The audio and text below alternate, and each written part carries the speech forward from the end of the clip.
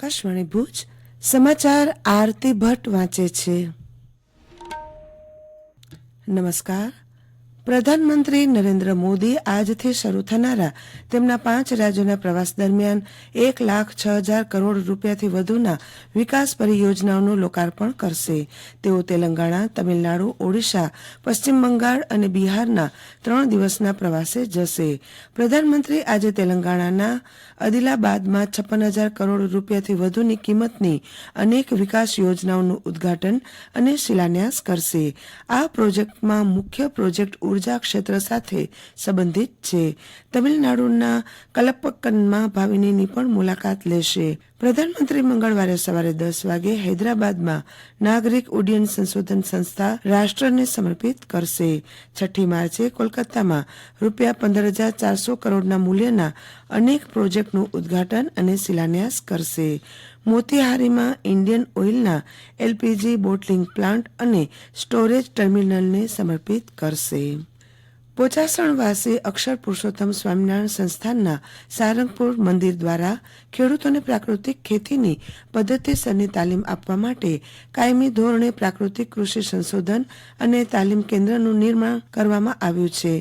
રાજ્યપાલ આચાર્ય દેવવ્રતે ગઈકાલે રાજભવનથી વર્ચ્યુઅલ જોડાઈને આ કેન્દ્રનો શુભારંભ કરાવતા પ્રથમ તાલીમ કાર્યક્રમનો પ્રારંભ કરાવ્યો હતો।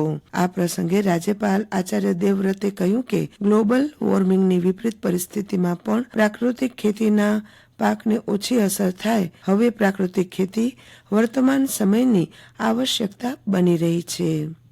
આગામી 11મી માર્ચથી ધોરણ 10 અને 12 બોર્ડની પરીક્ષાનો આરંભ થશે।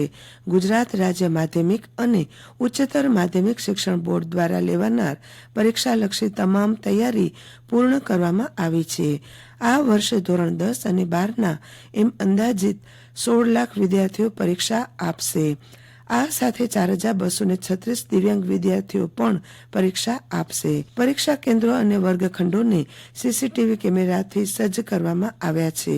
આ ઉપરાંત પરીક્ષામાં ગેરરીતિના કિસ્સાને અટકાવવા કુલ 80 જેટલી સ્ક્વોડની ટીમ અને 10 જેટલી ફ્લાઇંગ સ્ક્વોડની ટીમ પણ તૈનાત કરાઈ છે।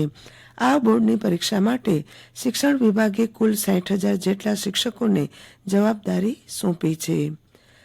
બન્નીનું ઘાસિયા મેદાન એશિયાનું સર્વશ્રેષ્ઠ ઘાસિયું મેદાન છે, ત્યારે રાજસ્થાન અને મણિપુર રાજ્ય વનસેવા અધિકારીઓએ બન્નીના ઘાસિયા મેદાનની મુલાકાત લઈને અહીંનું મેનેજમેન્ટ શીખ્યા હતા। બન્ની ઘાસિયા મેદાન 34 પ્રકારના ઘાસો માટે મહત્વપૂર્ણ છે અને 20થી વધુ ખાસ ચરિયાણ લાયક છે। આ સાથે જ તેમણે ધોરડો અને રણ વિસ્તારની મુલાકાત લીધી હતી। નોંધનીય બાબત છે કે નવી કેડરના અધિકારીઓને વિવિધ રાજ્યમાં તાલીમ આપવામાં આવતી હોય છે, જેના ભાગરૂપે આ તાલીમ અપાઈ હતી।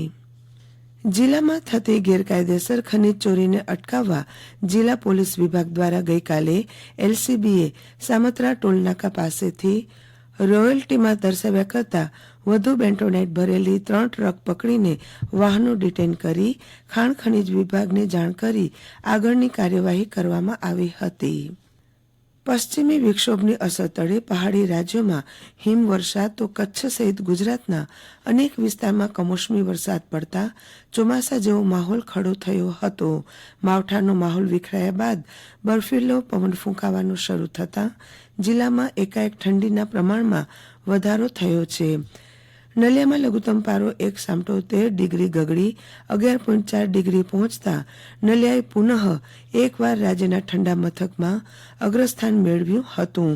હજુ એકાદ દિવસ આવું વાતાવરણ રહ્યા બાદ ક્રમશઃ લઘુત્તમ તાપમાન ઊંચકાશે તેવી આગાહી હવામાન વિભાગે કરી છે। નલિયા સિવાયના અન્ય મથકોમાં પણ 6 થી 7.5 ડિગ્રી જેટલું તાપમાન ગગડવા સાથે તમામ મથકોમાં 15 થી 24 કિલોમીટરની ઝડપે ફૂંકાયેલા પવને લોકોને ફરી એકવાર ગરમ કપડાં પહેરવા મજબૂર કર્યા હતા। હજુ 1-2 દિવસ આવો માહોલ રહ્યા બાદ વાતાવરણ સામાન્ય થઈ જશે।